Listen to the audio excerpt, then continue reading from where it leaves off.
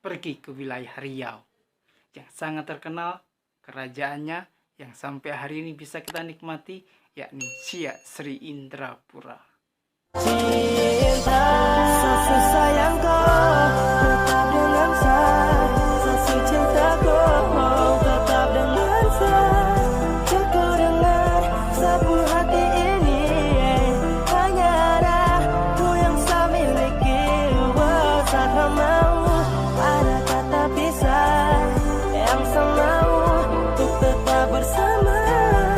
Yang ku pergi tinggalkan saya, tetap di sini menemani saya.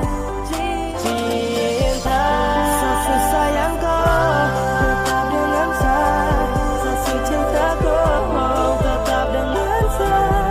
Cukup dengar sapu hati ini, hanya ada ku yang saya miliki. Assalamualaikum warahmatullahi wabarakatuh. Welcome back to channel DR Kus IMPD. ربي إني قد مددت يدي منك أرجو فائض المدد. ربي إني قد مددت يدي منك أرجو فائض المدد. Mahasiswa-mahasiswi yang dirahmati oleh Allah Subhanahu wa Ta'ala.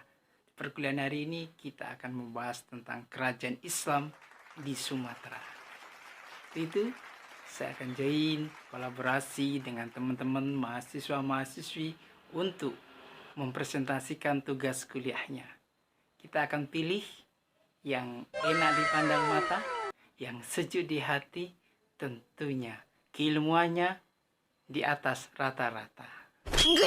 Itu jangan di-skip, tonton video ini sampai habis untuk mendapatkan ilmu pengetahuan tentang sejarah peradaban Islam khususnya di wilayah Sumatera. Itu langsung kita ke materi. Cek cus.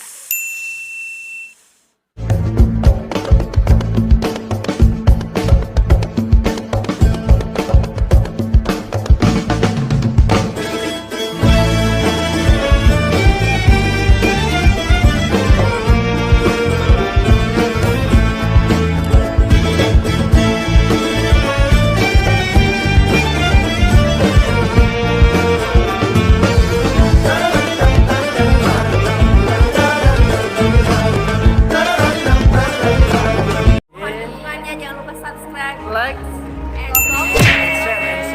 jangan lupa share juga ya. Tekan tombol loncengnya. Mahasiswa-mahasiswi yang dirahmati oleh Allah Subhanahu wa Ta'ala.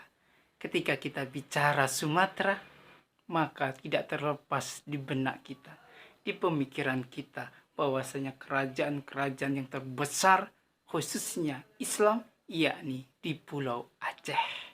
Kita bicara ke Aceh duluan. Tapi perlu saya sampaikan di sini bahwasanya kerajaan Islam yang ada di wilayah Sumatera ada 30 buah.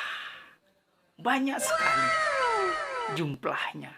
Tetapi di perkuliahan hari ini saya tidak sampaikan satu persatu, saya ambil sebagian yang masyhur, biasa dijadikan sebagai rujukan dari kerajaan-kerajaan yang lainnya. Dan perlu juga diketahui bahwasanya tidak semua kerajaan itu sekarang sudah melebur menjadi miliknya Republik Indonesia. Tetapi ada juga sebagian kerajaan-kerajaan yang masih eksis kesultanannya sampai hari ini. Seperti kerajaan Serdang yang berada di Sumatera Utara. Dan juga kerajaan Asahan yang berada di Sumatera Utara. Mereka masih eksis di kesultanan kerajaannya. Tapi mereka menyatu menjadi bagian Republik Indonesia. Iya. Mahasiswa-mahasiswi yang dirahmati oleh Allah Subhanahu wa Ta'ala. Kerajaan Islam mulai bermunculan sekitar abad ke-6 dan ke-7 Masehi. Dan masyhurnya pada abad ke-16 Masehi yang dipelopori oleh 3 kerajaan besar Islam yang berada di daerah Aceh. Yang pertama adalah Kerajaan Samudra Pasai yang berada di pesisir laut timur dari Aceh. Sultannya yang sangat masyhur dan terkenal di kalangan kita sampai hari ini terdengar nama besarnya, yakni Sultan Malik Al-Saleh, yang menjadi tonggak penyebaran masuknya Islam pertama di Indonesia. Yang kedua yakni Kerajaan Aceh Darussalam, yang masjidnya masih bisa kita lihat dan kita jumpai sebagai saksi bisu berdiri megahnya sebuah kerajaan. Raja yang pertama adalah Ali Munghayat Shah, dan mencapai kemasan di masa Sultan Iskandar Muda. Setelah itu kita ke Kerajaan Perlak, rajanya Sultan Alaidin Shah Maulana Ali Munghayat Shah. Inilah sebuah kerajaan yang berada di bawah naungan Syiah dan akhirnya perang dengan Sunni dan akhirnya jatuh ke tangan Belanda. Terus Kerajaan Minangkabau di Sumatera Barat, yakni di bawah Kesultanan Syekh Burhanuddin yang sangat terkenal sebagai ulama yang berada di daerah Sumatera Barat. Habis itu kita pergi ke wilayah Riau yang sangat terkenal kerajaannya yang sampai hari ini bisa kita nikmati, yakni Siak Sri Indrapura. Inilah kerajaan-kerajaan keislaman, kesultanan yang masyhur yang dapat kita nikmatin sampai hari ini. Kelima kerajaan inilah menjadi tonggak di antara 30 kerajaan yang berada di wilayah Sumatera yang dijadikan sebuah rujukan di dalam peradaban Islam, khususnya penyebaran agama Islam di wilayah Sumatera. Biarpun ada di wilayah Jambi, Sumatera Selatan, dan wilayah-wilayah yang lainnya termasuk ke dalamnya, tetapi saya mengambil 5 hal sebagai contoh dari beberapa kerajaan yang ada khususnya di wilayah Sumatera. Untuk itu kita dengarkan presentasi dari seorang mahasiswi yang cantik, Ajak kenalan. enak dipandang mata, sejuk di hati di dalam menyampaikan presentasinya berikut ini. Kenalkan, nama saya Novia Sylvestari, program studi pendidikan agama Islam semester 3. Dalam video ini saya akan membahas tentang kerajaan-kerajaan Islam di Sumatera. Yang pertama adalah Kerajaan Samudra Pasai. Kerajaan Samudra Pasai adalah kerajaan Islam pertama di Indonesia, berdiri pada abad ke-13 Masehi, terletak lebih kurang 15 km di sebelah timur Lok Semawe, Nagro Aceh Darussalam. Raja pertamanya bernama Sultan Malik As-Saleh. Sebelum menganut agama Islam, ia bernama Meura Silum.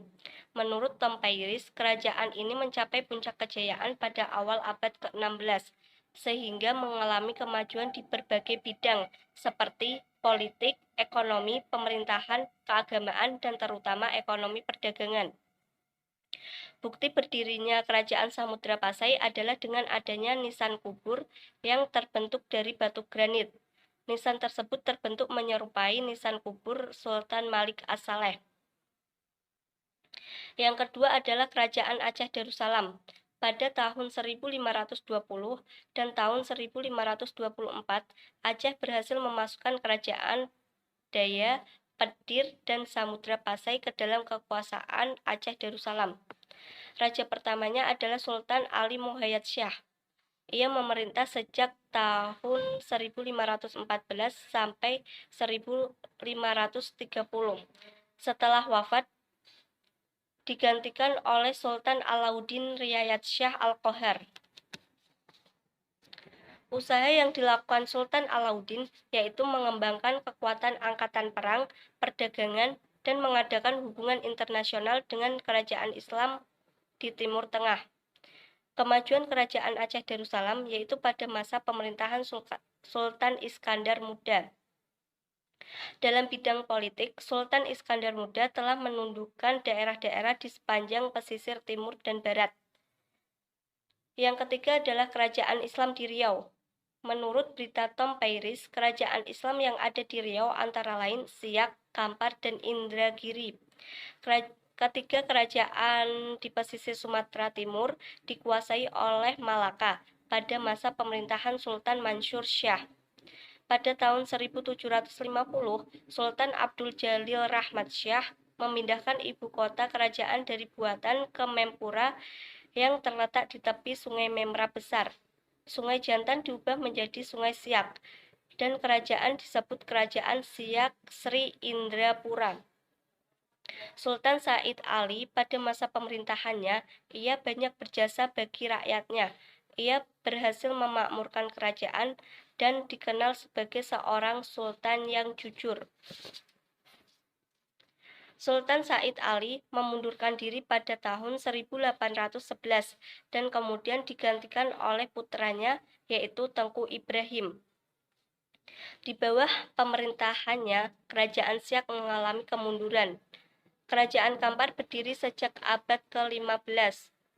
Hubungan antara kerajaan Kampar di bawah pemerintahan Maharaja Lela Utama dengan Siak dan Kuantan diikat dengan hubungan perdagangan. Pada tahun 1725, Maharaja Dinda II memindahkan ibu kota kerajaan Kampar menjadi Pelalawa. Kerajaan Indragiri sebelum 1641 yang berada di bawah kemaharajaan Melayu berhubungan erat dengan Portugis setelah Malaka diduduki oleh VOC. Yang keempat adalah kerajaan Islam di Jambi. Kehadiran Islam di daerah Jambi diperkirakan sejak abad ke-9, 10, sampai 13 Masehi. Proses islamisasi besar-besaran bersamaan dengan tumbuh dan berkembangnya kerajaan-kerajaan Islam di Jambi sekitar tahun 1500 Masehi di bawah pemerintahan orang Kayo Hitam. Pada masa pemerintahan Sultan Sri Ingalogo, terjadi peperangan antara kerajaan Jambi dengan kerajaan Johor. Kerajaan Jambi mendapatkan bantuan dari VOC dan akhirnya menang. Sebagai upah bantuan, VOC berturut-turut menyodorkan perjanjian. Oleh karena itu, Sultan Sri Ingalogo ditangkap dan diasingkan mula-mula ke Batavia dan akhirnya ke Pulau Banda. Yang kelima adalah kerajaan Islam di Sumatera Selatan. Sekitar abad ke-16, Palembang sudah ada di bawah pengaruh kekuasaan kerajaan Demak, masa pemerintahan Paterodim.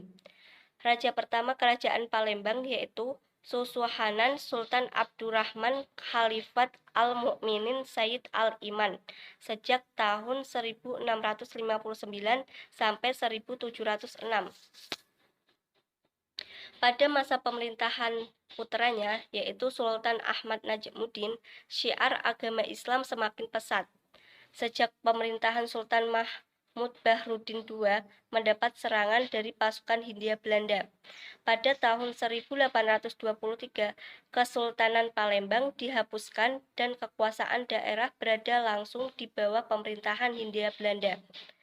Sultan Ahmad Najaruddin Prabu Anom memberontak, kemudian ditangkap dan diasingkan ke Banda, seterusnya dipindahkan ke Manado. Yang terakhir adalah kerajaan Islam di Sumatera Barat. Islam masuk ke daerah Minangkabau pada akhir abad ke-15.